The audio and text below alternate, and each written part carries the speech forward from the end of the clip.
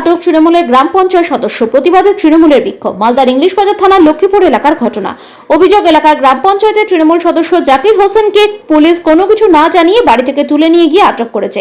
প্রতিবাদে এলাকায় বিক্ষোভ দেখায় তৃণমূল কর্মী সমর্থকেরা। ঘটনাস্থলে ইংলিশ বাজার থানার পুলিশ গিয়ে তৃণমূল কর্মী সমর্থকদের সঙ্গে কথা বলে বিক্ষোভ তুলে দেয়। শাসক দলের কর্মী সমর্থকরাই একরাশ ক্ষোভ উগড়ে দিয়েছেন ইংলিশ বাজার থানার পুলিশের বিরুদ্ধে। তৃণমূলের গোষ্ঠীকন্দল বলে কটাক্ষ বিজেপি নেতা অম্লান ভাদুরীর। এই রাজ্যে আইনের শাসন আছে, পাল্টা বিজেপিকে কটাক্ষ জেলা তৃণমূলের সহসভাপতি শুভময় বসু।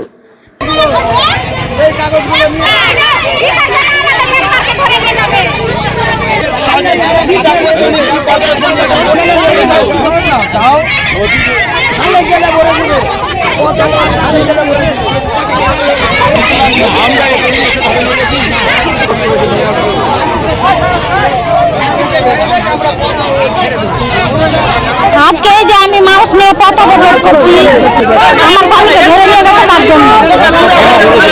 বিনা অপরাধে, কিছু অপরাধ করেনি। 4 মাস আগে গোপালপুরের লোক মার্ডার করে এখানে ফেলে গেছিল, তো আমাদের মেম্বার মাইনুলকে উঠিয়ে নিয়ে গেছিল। মাইনুল ওগুলোর কোনো ইয়াতে নাই, ও গরিবের রাজা। গরিবকে যতক্ষণে দেয় গরিব ততক্ষণে খেতে পায়। মাইনুল যতদিন থেকে নাই, আমাদের কোনো ব্যবস্থা নাই। আর এখন আমাদের আবার জাকিরকে উঠিয়ে নিয়ে গেছে কালকে রাত্রে। তো জাকির কোনো কিছু জানেন না, এমনি ও সোজা মানুষ। এবার ও সোজা মানুষ, এবার ওকে ধরে নিয়ে গেছে। আমরা কাগজপত্র কার কাছে লিখে নিব? পুলিশ বলছে, কে বলছে ফোন করে করে আর একজন করে করে উঠিয়ে নিয়ে যাচ্ছে। এরকম ভাবে যদি সবাইকে উঠিয়ে নিয়ে যায়, তো আমাদের কাছে কে দাঁড়াবে? জাকির আমাদের গ্রামের মেম্বার, টিএমসির। আমরা চাইছি জাকিরকে চাই, মাইনুলকে চাই।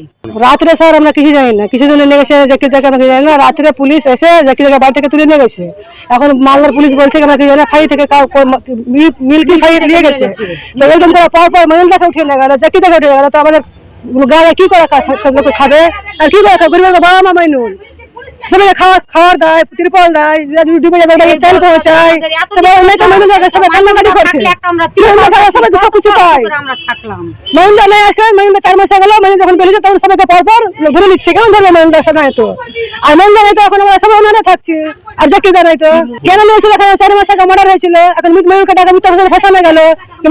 মাইনুলকে ডাকলে কি মাইনুল তুমি এখানে আসো? এবার বলছে আপনাকে যেতে হবে, তো মানুষকে অ্যারেস্ট করলিল। অ্যারেস্ট করে নিয়ে তখন আমার এখন বেল হয় না। মাইনুলকে চাই জাকির দেখো চাই, না খেলে আমরা খাওয়া দাওয়া অসুবিধা হচ্ছে। মালদা জেলায় তৃণমূলের গোষ্ঠীদ্বন্দ্ব সর্বজন বিদিত। এদের গোষ্ঠীদ্বন্দ্বটা আরো ব্যাপকভাবে প্রকোপ হয়ে উঠছে, কারণ সমস্ত জায়গায় তৃণমূল জমি জায়গা থেকে আরম্ভ করে পুকুর ভরাট, বিভিন্ন কন্ট্রাক্টরের কাজে, টেন্ডারের দুর্নীতি, সবের সঙ্গে তৃণমূল দলটা যুক্ত হয়ে গেছে। স্বাভাবিকভাবে এদের মধ্যে গোষ্ঠীদ্বন্দ্ব আরো ভয়ানক রূপ ধরেছে। এই জন্যই গোষ্ঠীদ্বন্দ্বের ফলে এই ঘটনাগুলো ঘটছে, এবং এটা উপরের নেতাদের কারো হাতে কন্ট্রোল নেই এই গোষ্ঠীদ্বন্দ্ব। কারণ তৃণমূলের, আমরা সকলেই বুঝতে পারছি, তৃণমূলের শেষের দিন আগত। তৃণমূল কংগ্রেস আইনকে বিশ্বাস করে, তৃণমূল কংগ্রেস প্রশাসনের ব্যবস্থাকে বিশ্বাস করে। কোনো অভিযোগের ভিত্তিতে তৃণমূল কংগ্রেস তার কর্মীদেরও ছাড় দেয় না।